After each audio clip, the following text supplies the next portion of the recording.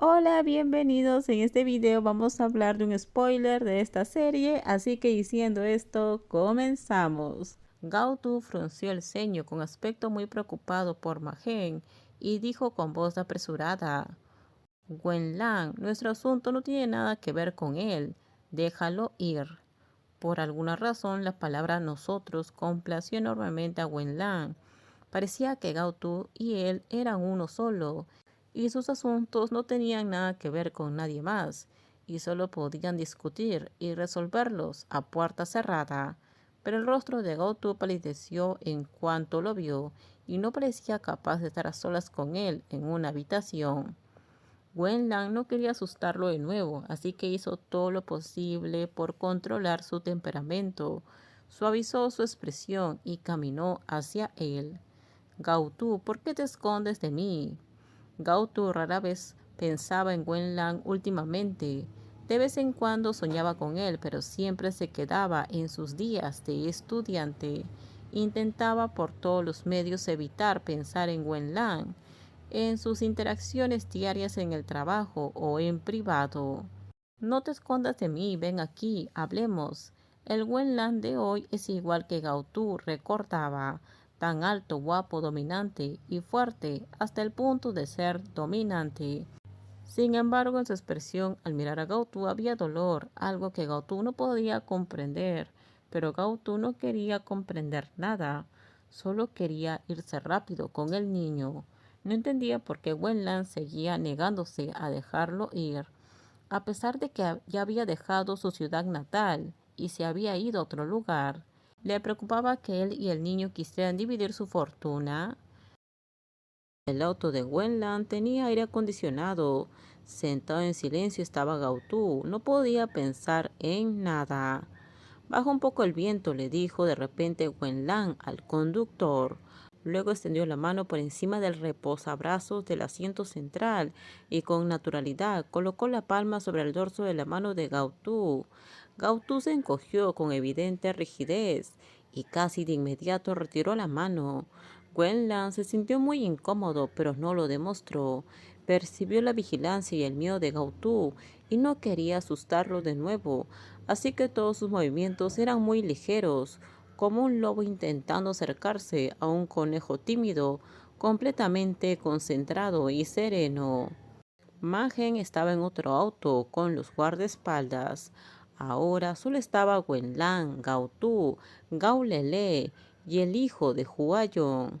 Y claro, la niñera que lo sostenía en el auto de 9 plazas. Peanut siempre ha sido muy despierto. Giró su cabeza y miró con curiosidad todo el auto, con un chupete en la boca. Peanut notó con atención que su padrino parecía tener algo de miedo del Omega que sostenía al niño, y su actitud era tan cautelosa como si estuviera tratando con un cristal frágil. Gaulele permaneció en silencio en los brazos de Gautu. Debería haber estado sentado en la silla, pero Gautu se negó a soltarlo, así que también cooperó. Abrazó con fuerza el cuello de su padre Omega y se sentó con él en el asiento de atrás en ese lujoso auto. En cuanto vio a Gaulele, Wenlan supo que Gautu debía estar sosteniendo a su hijo, pero cuando padre e hijo subieron al auto, se sorprendió al descubrir que no era así. Gaulele y Gautu estaban envueltos en un ligero aroma afrutado, cercano al sabor del albaricoque. Ese extraño olor a feromonas provenía de otro alfa. Wenlan lo reconoció como el aroma de Magen. Le zumbaba la cabeza y de repente sintió frío en pleno verano, con un cielo despejado. Gautu se esforzó por mantener la distancia. El niño en sus brazos llevaba una adorable máscara de Mickey Mouse. El niño miraba a Wenlan con curiosidad, con los enormes ojos del personaje de dibujos animados. Debido a la falta de feromonas reconfortantes de su padre alfa durante el periodo fetal, Gaulele ha sido un niño inseguro desde la infancia.